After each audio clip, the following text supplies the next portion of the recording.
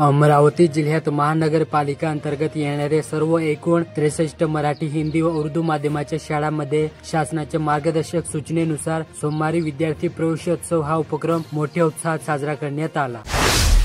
अमरावती जिल्ह्यात संत्रा, पेरू, लिंबू पिकांच्या विमा काढण्यासाठी 14 जून ही मुदत होती। मात्र अनेक उत्पादकांची अखेरच्या दिवशी विमा काढण्यासाठी धावपळ झाली। यामध्ये काही जण बाकी राहिले होते, त्यामुळे शासनाने योजनेला मुदतवाढ दिली। आता 30 जून पर्यंत या योजनेत सहभागी होता येणार आहे।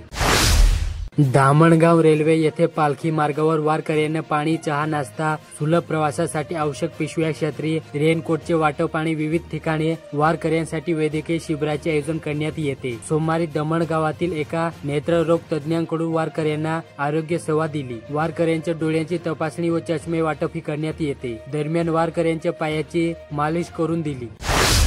परतवाडा येथे देशाचे सरन्यायाधीश भूषण गवई यांचा अमरावती जिल्हा वकील संघाच्या वतीने बुधवार दिनांक 25 जून रोजी सत्कार कार्यक्रम आयोजित करण्यात आला। या कार्यक्रमाला पद्मश्री डॉक्टर शंकरबाबा पापडकर तसेच त्यांच्या दिव्यांग मुलांना विशेष आमंत्रित करण्यात आले।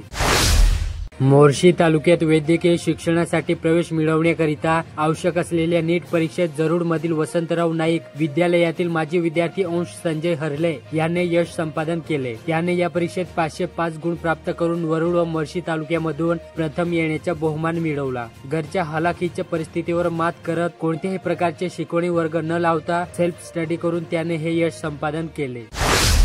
चांदूर बाजार येथून अमरावतीकडे प्रवासी घेऊन येत असलेल्या एका एसटी बसला सोमवारी दुपारी 1:50च्या सुमारास अचानक शॉर्ट सर्किटमुळे आग लागली।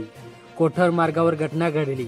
हा प्रकार चालक वाहकांच्या निदर्शनास येताच समय चुकता दाखवत बसमधील 83 प्रवाशांना तातडीने बसखाली उतरविल्याने मोठा अनर्थ टळला।